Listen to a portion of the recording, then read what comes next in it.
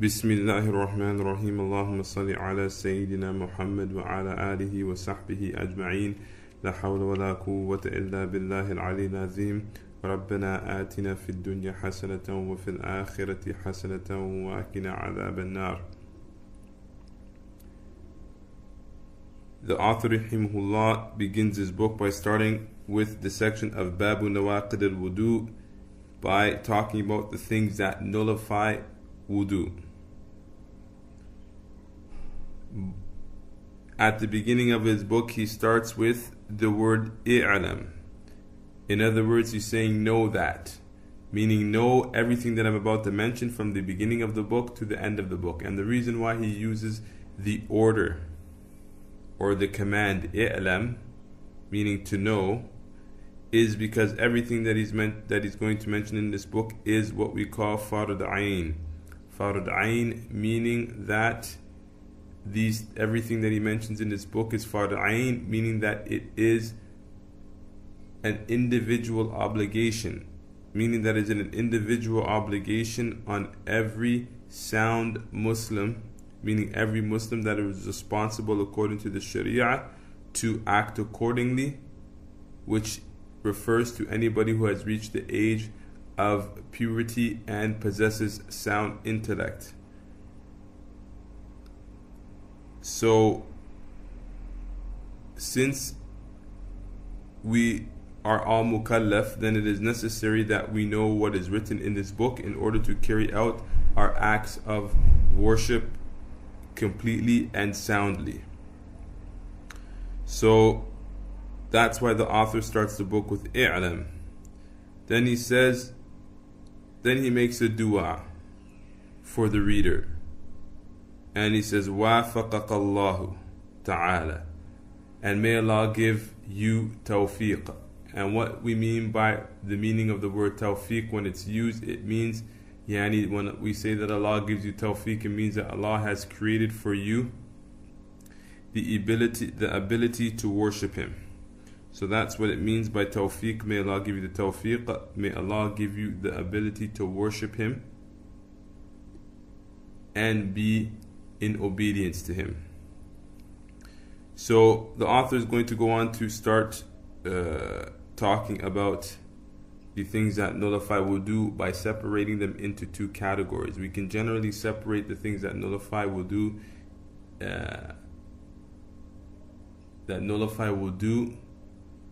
and the first thing that he mentions is ahdath. Al-ahdath are the things that nullify wudu directly, meaning that they are the primary cause for the nullifying of wudu. And then we have something called asbab al-ahdath, which we will mention later.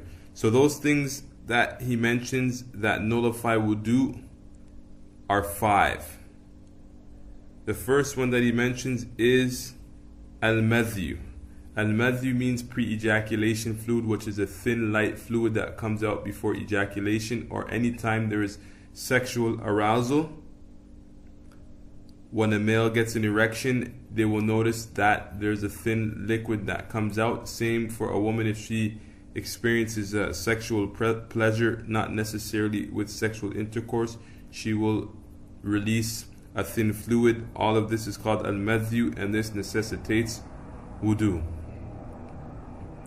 So, for example, if a person is having some type of sexual activity with their spouse, but not actually sexual intercourse, and they were to stop in the middle of it, in most cases they will find that either the woman has felt that she has released something which will cause some type of excrement of wetness, then that is what we mean by al-madhi. And for a man, when he has an ejaculation, he will feel a release of a thin white liquid that will be shown on the tip of his private part. This is what we consider al-madhi.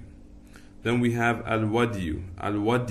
Al-wadiyu is a thick, turbid, cloudy fluid, and in most cases for males, I don't know if this occurs for females, but for males it comes out in most cases after a person urinates. So sometimes a person may urinate and they'll find a thick cloudy fluid come out of their bodies. This is what we call al-Wudhu. Out of their private part. This is what we call al-Wudhu.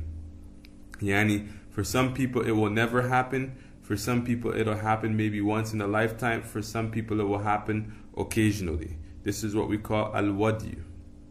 And then al-Bawl, urinating. The third one is urinating, and urinating also nullifies wudu. So if any of these three three liquids were to come out of the private part of a human being, then it would nullify wudu.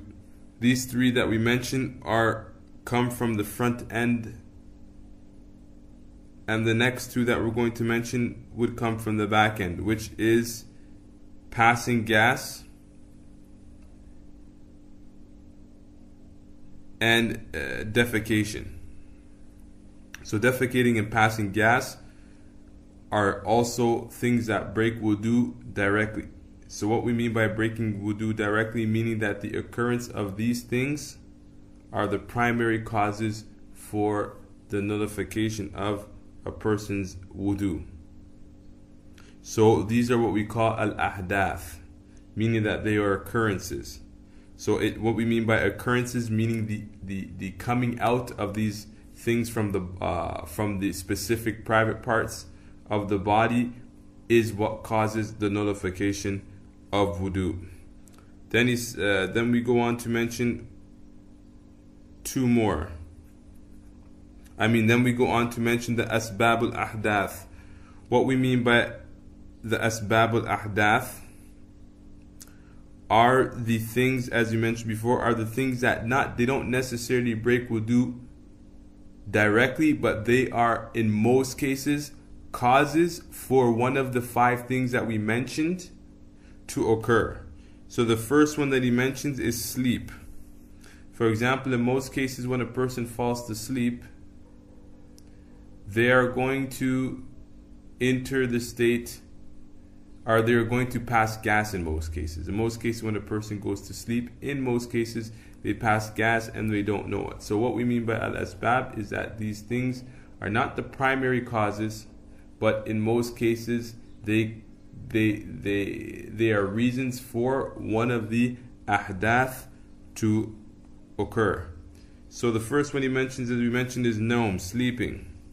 And everybody must know that in our madhab we can separate sleeping into 4 different categories. And the reason why we're going to separate it into 4 different categories is to determine the different rulings that apply to it. So in fiqh, when we're separating things into categories, it's in order to either define things or to define the specific rulings that apply to them. To make it simple, we have such thing as heavy sleep and light sleep. So we have heavy sleep and light sleep. And when we say heavy sleep, we can define heavy sleep as the type of sleep that if a person were in it, he wouldn't feel or wouldn't be aware when somebody is walking past them back and forth. That's how some of the ulama define it. Some of the ulama define it as if a person is snoring. Some of the ulama define it as if somebody was to call him with a normal speaking voice and he didn't reply, that would be considered deep sleep. Others define it as if a person was in a state of sleep that if an object was to fall from his hand and it didn't wake him up, or he wasn't aware that he dropped it, then he's in a deep sleep, or he's in a heavy sleep. Yani thaqil means heavy sleep. So these are the different type of ways that you can tell whether a person is in a deep sleep or not. So the ruling of deep sleep, which we will cover first, we can split it into 2 categories as well. Deep sleep that is long and deep sleep that is short. In both cases, according to our school, as long as the sleeping is deep, it doesn't matter whether it's long or short. The rule will be the same, and the rule is that it's obligatory for them to make wudu. So as long as it's heavy or deep, doesn't matter if the sleep is long or short, it is obligatory for them to make wudu. Now we're going to move on to the other sleep, which we call qasir, which means short sleep. And short sleep is the opposite of heavy sleep. I mean, not short sleep, I should say light sleep, using the word khafif. Light sleep is the opposite of heavy sleep, meaning that if one of the things that we mentioned occurred and a person was to wake up, for example, if somebody was walking back and forth of a person who was sleeping, he was to wake up, or you were to call his name with a normal speaking voice and he was to wake up, or he dropped something out of his hand and he were to wake up, then that would be considered light sleep. If the light sleep is short, then his wudu will not be nullified. Although it is mustahab, although it's recommended or virtuous for him to make wudu, as long as wudu is light and it is short, his wudu will not be broken.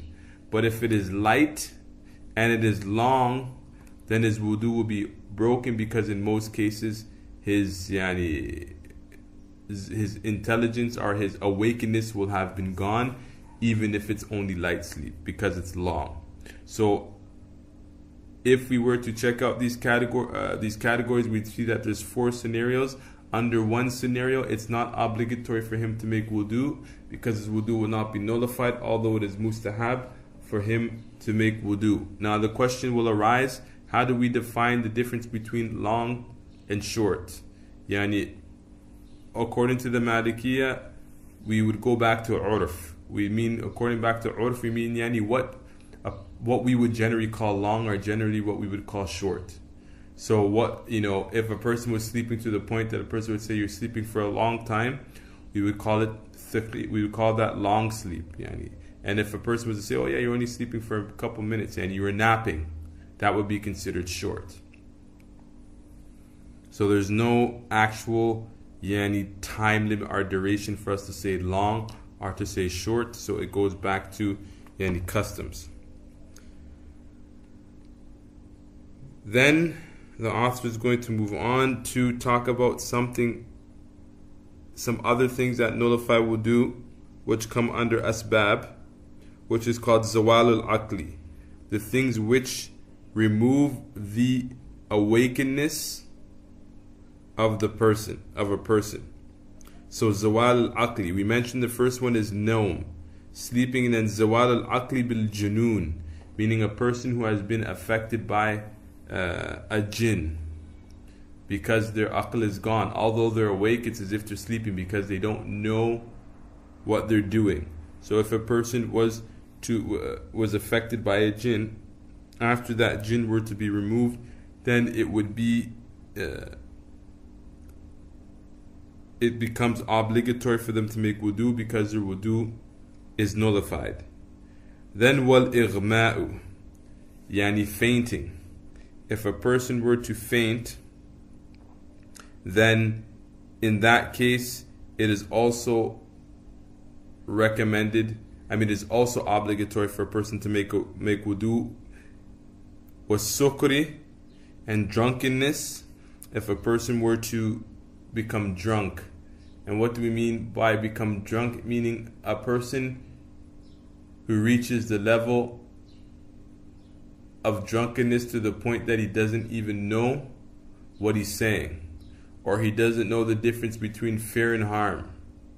For example, when a person gets drunk, when a person's not drunk, he wouldn't fight 1 or 2 people, but when he's drunk, if 10 men were to surround him, he would ask all of them if they want to fight. This person, although he's awake, it's as if he lost his state of awakeness, because his awareness of safety is absolutely gone.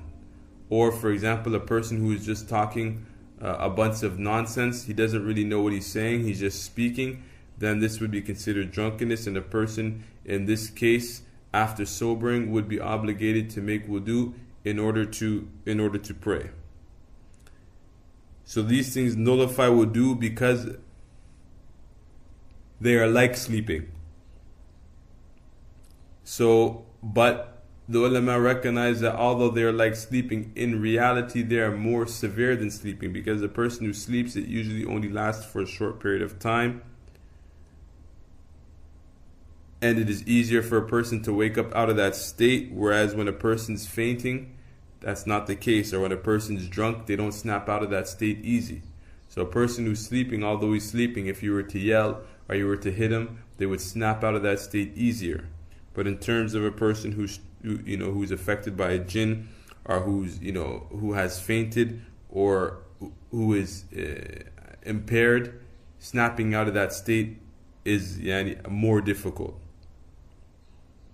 So then he moves on to mention another thing which nullifies wudu, which is ridda.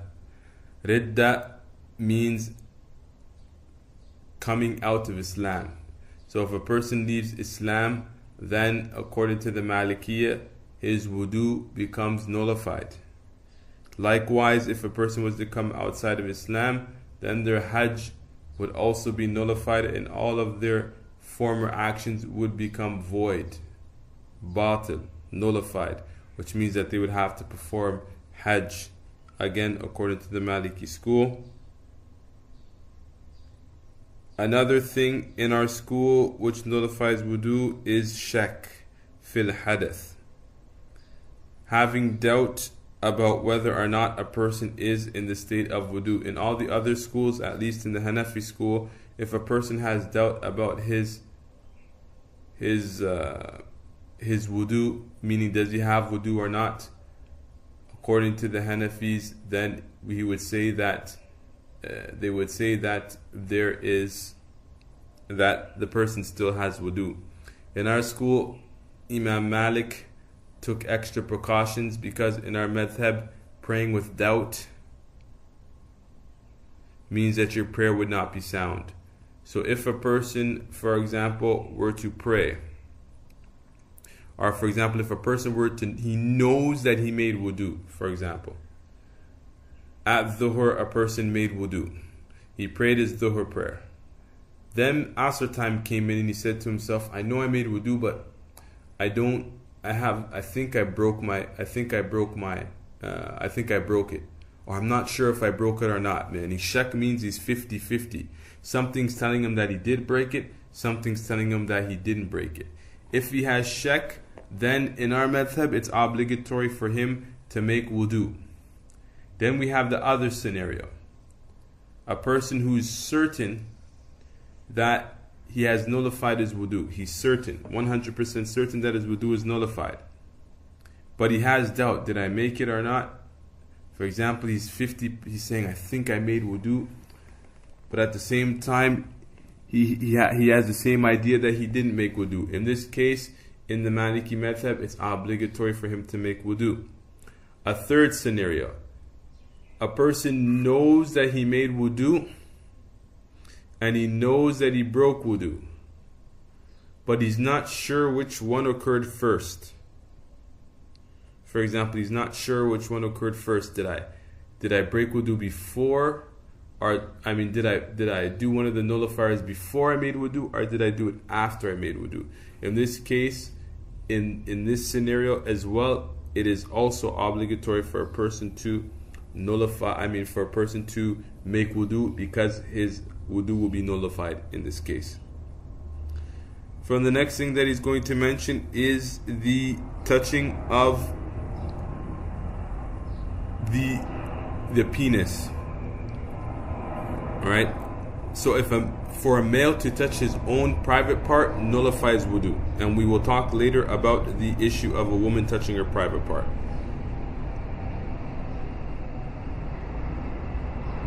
So as for a woman touching her private part, as for a male touching his private part, his wudu will be nullified, but there are conditions. The first condition is that that private part has to be muttasil, meaning it has to be connected, meaning that if it wasn't connected to his body, it wouldn't nullify wudu. And when he touches it, it has to be touched with the inside palm of his hand. if he touches it with the inside palm of his hand, or the inside, whether it's the palm of the hand or the inside fingers, or the side of the fingers, then it will nullify wudu. So basically, if a person was to touch his private part with the inside palm of the hand, or the actual are the fingers, the inside palm of the fingers, or the side of the fingers, meaning he was to, for example, he was to take his private part and put it between his two fingers, then this would nullify wudu. Contrary to that, let's say a person was washing his private part and didn't want to make his wudu, and so he turned his hand into a fist and he wiped it. This would nullify wudu because he did not touch it with the inside palm of his hand. So the conditions, again, in order for the wudu to be nullified for when a male is touching his private part, number one, that private part has to be connected to his body. And the reason why they say that is because for somebody to touch somebody else's private part doesn't nullify wudu. Right? So let's just say, for example, a Muslim doctor was doing some type of surgery on a male, and he was to touch his private part, that wouldn't nullify wudu. That's the breakdown of what it means that it has to be connected to his own body. And the second one is that it has to be touched with the palm of the hand, the inside palm of the hand, or the inside of the fingers, or the side of the fingers. So as long as all these conditions are here, then a person's wudu will be nullified. And I gave an example that of the contrary to it not being nullified would be to make a fist. Like a person was to make a fist and he was to touch and he wash his private part, then his wudu wouldn't be nullified because he did not touch it with the inside palm of his hand or the inside palm of his fingers. Now the ulama covered the question of what if a person has a sixth finger. Some people are born with a sixth finger. Does that nullify wudu? Yes or no? The ulama said that if a person has ihsas with that sixth finger, what do we mean by ihsas? Meaning that that next finger has feeling. Meaning that if he were to move his other five fingers, he can move the other finger. Or basically this other finger, this extra finger operates like a finger. If it doesn't operate like a finger, then it's going to be considered a piece of skin, and that doesn't nullify wudu. So if that finger operates like another finger, meaning that it moves, that a person has the feeling of touch as they do on their fingers, then it will nullify wudu. Otherwise, it's just going to be considered a piece of skin, and it does not nullify wudu. Then we have touching. Touching in our school also breaks wudu. And what do we mean by touching? We mean touching the opposite sex. Touching the opposite sex nullifies wudu. But the touching of the opposite sex is touching somebody who in most cases ladha can be found. And what do they mean by that? Like a person who touches his wife, or touches a female that's not his mahram. But in terms of a female that's not his mahram, that is his mahram, like his mother and his sister, the rule doesn't apply. This rule of touching applies to the wife and a non-mahram. Because in most cases, this is where a person will find shahwa, will find sexual desire, if touching. So in our madhab, there's a basic principle which makes it easy. As long as if a person experiences either any type of sexual desire, and what do we mean by sexual desire? The fact that upon touching the person becomes inclined to that person. That is considered sexual desire. It doesn't mean that when a person touches a person, they have to they're thinking about sexual intercourse. It means that they have any type of physical inclination towards the opposite sex, whether in thought or in action. Then this would nullify a person's wudu, or the person intended to seek ladha. It doesn't matter if he found it or not. So for example, the person went and touched his wife or touched somebody of the opposite sex intending to seek desire. So whether he finds it or not, his intention is enough to nullify his wudu. So to clarify this, as long as a person finds ladha or he intends it, then his wudu will be nullified. Example of a person who felt ladha. For example, let's say a person was walking in a place that was packed with people, or he was in a store and a woman put money in his hand. He took the money and she touched part of his hand, or he touched part of her hand. He didn't intend ladha here. He didn't intend it, but he found it. Meaning found it, he experienced it. So as long as he experiences it, then regardless if he intended it or not, then his wudu will be nullified.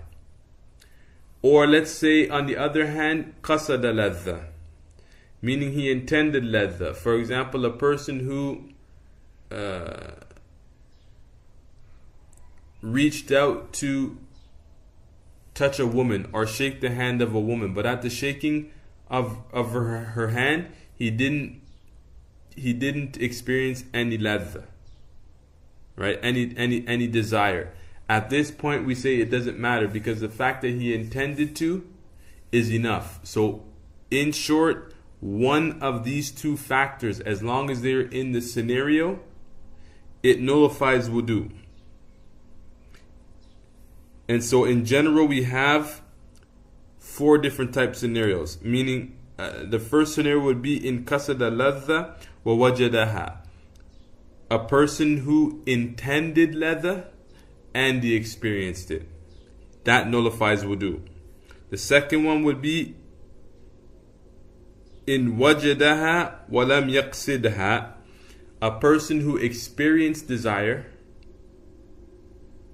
or sexual sexual inclination, but he didn't intend it, but he found it. That nullifies his wudu.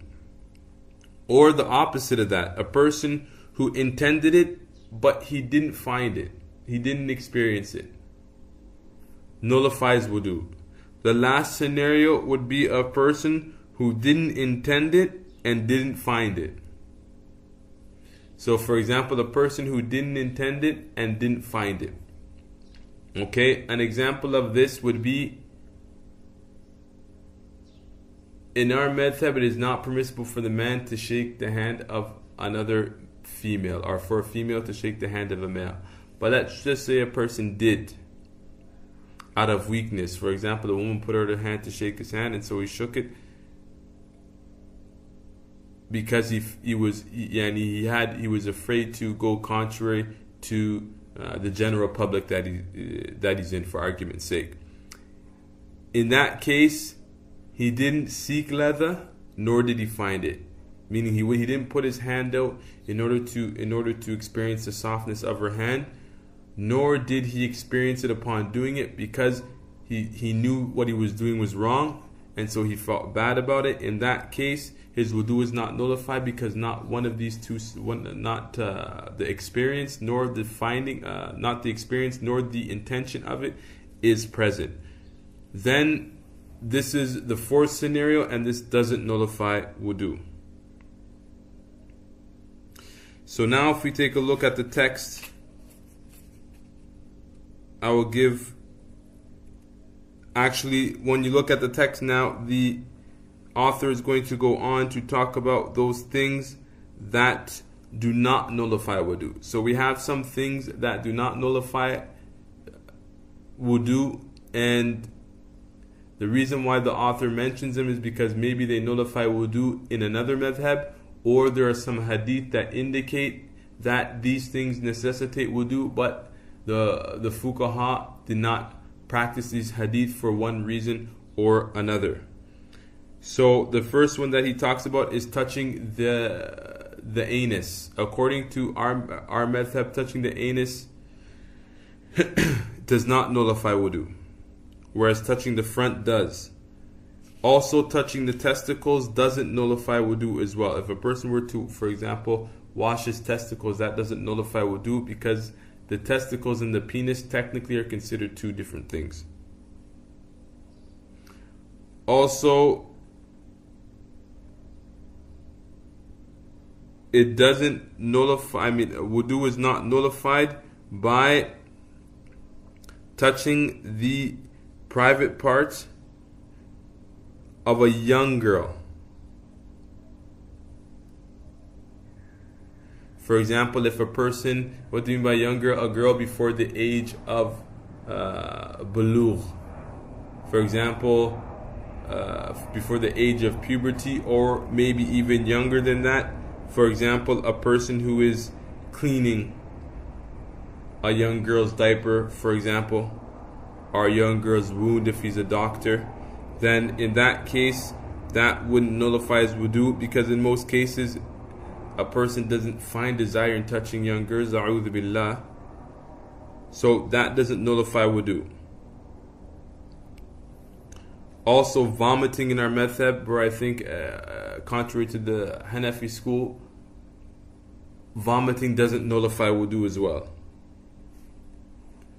Also, eating camel meat doesn't nullify wudu, because there's a hadith that indicates that eating camel meat nullifies wudu, but the fuqaha of the Malikiyah held that the meaning of that hadith was, what they meant by wudu here was the language, the linguistic meaning of wudu, which just means to wash your hands.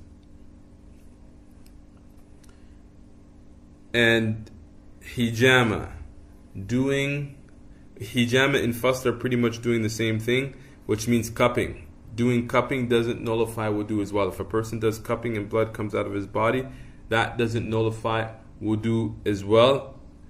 Also, he mentions that laughing in prayer, وَلَا بِقَهْقَهَةٍ فِي صَلَاةٍ, doesn't nullify prayer as well. Whereas in some madhabs it nullifies prayer, but in our madhab it doesn't nullify prayer. It doesn't nullify wudu. Although it nullifies prayer, it doesn't nullify wudu. And then he mentions وَلَا بِمَسِ إِمْرَأَةٍ فَرْجَهَا, and a woman touching her private part doesn't nullify wudu as well, according to the sound position. And he says وَقِيلَ إِنْ أَلْطَفَتْ فَعَلَيْهَا الْوُدُوء وَاللَّهُ أَعْلَمُ. Okay, the sound position in the Maliki school, contrary to what is intended in the text here, that touching the private part of a woman, a woman touching her private part does not nullify wudu. So if she was to take her hand and run it across her private part, that wouldn't nullify wudu. Although some ulama were of the opinion that if she was to stick her fingers on the inside, then that would nullify wudu. That's what he means, وَقِيلَ إِنْ أَلْتَفَتْ فَعَلَيْهَا الْوُدُوء وَاللَّهُ أَعْلَمُ. Yani, if she was to stick her finger on the inside and touch one of the sides of the inside, then that would nullify wudu, which is the opinion that is mentioned in Ibn Ashir. But in many of the major books, they say that the sound opinion is that under any circumstance, a woman touching her private part doesn't nullify wudu. So if a person wants to avoid the difference of opinion, then a woman, if she were to stick it on the inside, then it would be preferable for her to make wudu. Then that way she would be refrain from falling into doubtful matters. And so that is the end of the section on the things that nullify wudu. Allahumma salli ala Sayyidina Muhammad wa ala alihi wa sahbihi ajma'een.